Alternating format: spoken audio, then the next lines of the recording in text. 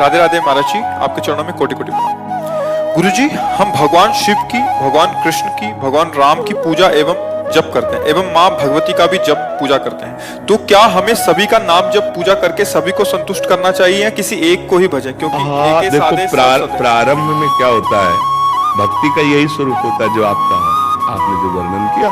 प्रारंभ में सबकी भक्ति का स्वरूप यही होता है। जब हम कक्षा 5 में पढ़ते थे तो शिव चालीसा, दुर्गा चालीसा, हनुमान चालीसा, ये सब एकत्रित कर, क्योंकि हमारा प्रारंभिक जो भक्ति का कदम होता है वो इसी तरह से चलता है।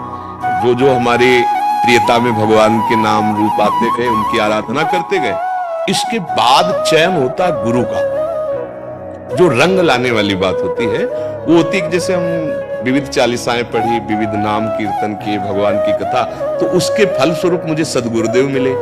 फिर सदगुरुदेव ने जो नाम दिया, सदगुरुदेव ने जो इष्ट बताया, उसको पकड़ लिया। अब हम आराधना सबकी करते हैं, लेकिन प्यार सदगुरुदेव के बताए हुए नाम और उपास्य देव पर है। जैसे एक पतिव्रता पत्नी अपने देवर, ननंद, सास ससुर सबकी सेवा करती है, पर पति के लिए, क्योंकि वो पति के सब हैं, उसका पर्सनल प्यार किसी से नहीं है, पर्सनल प्यार अपने पति से है। अब ये आ गया रंग प्रेम का, समझ रहे ना? ऐसे ही हम सब देवी देवता भगवान की आराधना करते हैं और मांगते हैं कि हमारे प्रभु में प्रेम हो। अब वो प्रभु कौन गुरुदेव ने आपको दिए वो देखो। जैसे गोस्वामी जी ने विनय पत्रिका में सबकी विनय की और सिया राम चरणों में प्रेम मांगा। जैसे अपने लोग कुछ भी तो सबका फल किशोरी किशोर जो लाडली लाल के चरणों में प्रेम।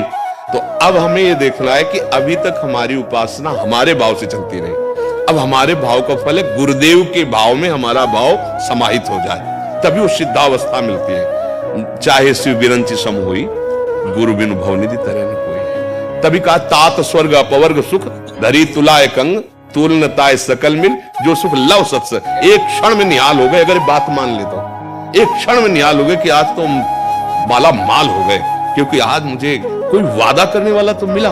वृंदावन में बैठ के वादा करे कि तुम डरो मत, पकड़ लो हमारी बात पकड़ लो, हो जाए। तो ऐसे जिसे हम भगवान की विविध नाम रूपों की आराधना करते हैं, वो व्यर्थ नहीं है, पर उसका फल होगा सिद्ध सदगुरुदेव की प्राप्ति। और सदगुरुदेव प्रदत्त मार्ग भगवान को अधीन कर लेता है। आप खुद हृदय में देखिए, अभी प्रियता कहां है, प्रेम कहां है आपका? आप नहीं ढूंढ पाओगे। शरीर में भी प्रेम है, परिवार में भी प्रेम है, भगवान के विविध नाम रूपों में भी है, तो अभी वो प्रेम नहीं हुआ।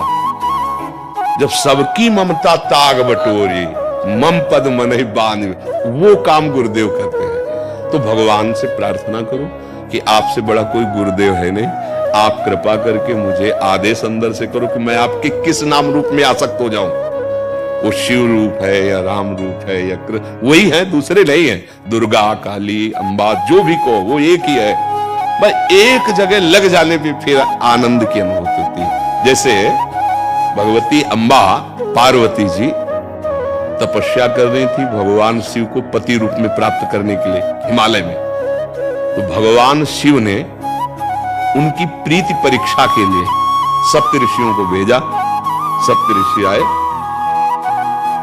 आतिथ्य सत्कार किया भगवती अंबा ने, क्योंकि ऋषि महात्मा आए तो अर्घ्य दिया। अंबा से पूछा कि आप इतना कठोर तप कर रहे हैं सूखे पत्ते खाकर। अपर्णा, भगवती अपर्णा नाम से सूखे पत्ते भगवान शिव की प्राप्ति के लिए पा रही थी। सूखे पत्ते में क्या दम होता है? घोर तपस्या। तो उनका आप किस लिए इतनी कठोर तपस्या कर रहे हैं? तो उनका आप लोग हमारी बात सुनकर हंसेंगे। हंसने का मतलब कि कहां मैं और कहां अराध बोध संपन्न भगवान शिव। उनका शिव में ऐसा क्या है?